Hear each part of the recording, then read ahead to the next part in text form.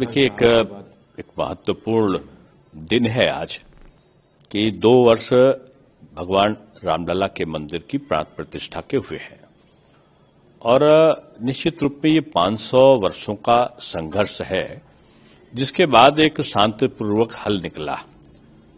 और आज रामलला का मंदिर केवल नहीं है, राम का जो नाम है वो सबको जोड़कर चलने वाली मर्यादा का नाम है।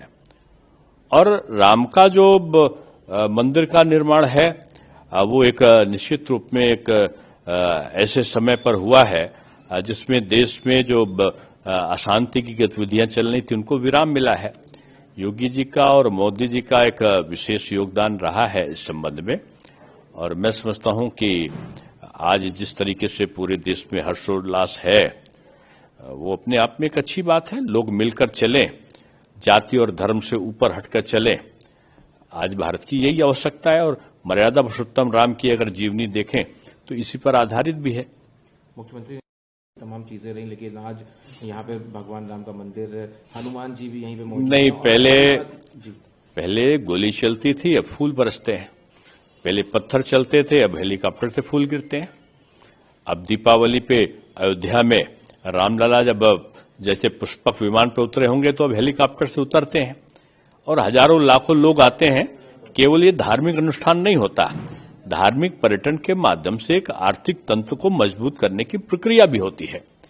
ये जो बाबा विश्वनाथ के मंदिर का कॉरिडोर का निर्माण, मथुरा का निर्माण, काशी का निर्माण, अयोध्या का निर्माण, विंध्यवासिनी माता का निर्माण, ये धार्मिक पर्यटन की दृष्टि से एक मजबूत आर्थिक प्रबंधन की व्यवस्था को सुदृढ़ करते हैं।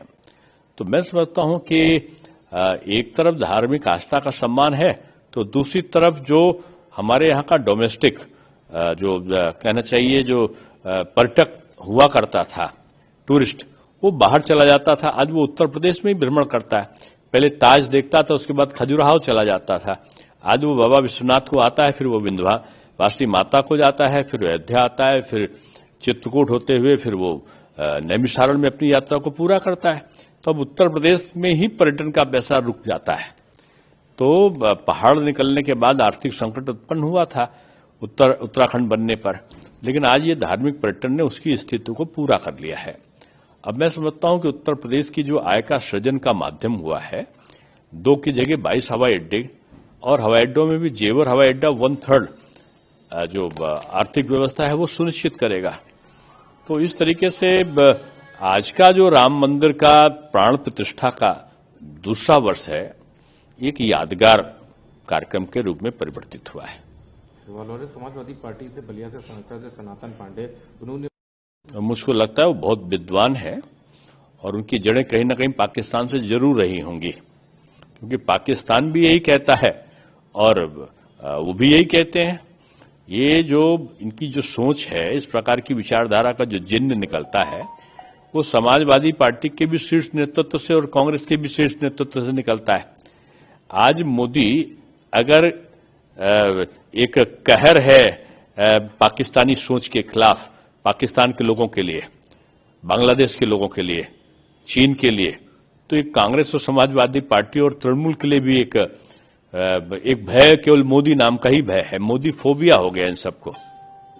एक और सवाल है सर, फिल्म अजीम है, अब मैं नहीं समझता कि लाखों जो हमारे हिंदू अजमेर शरीफ दरगाह पे और बाराबंकी की दरगाह पे जाते हैं, यहाँ दादा मियाँ की जाते हैं, तो एक भी हिंदू धर्म गुरु ने ये नहीं कहा कि वो सनातन के विरुद्ध है, उनको निकाल दिया जाए।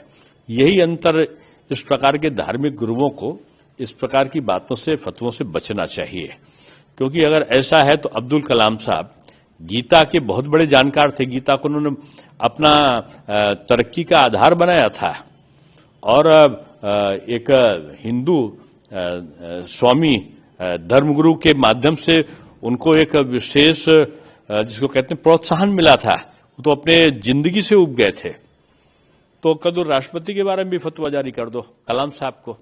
रसखान और रहीम ने कृष्ण के बारे में, उनके बारे में जो गीत लिखे हैं, तो अब उनको भी फतवा दे के बाहर निकाल दो। मैं समझता हूं इस प्रकार की जो संकीर्णवादी सोच है वो न केवल धर्म को बदनाम करती है बल्कि राष्ट्र के एकता के लिए भी बाधक है।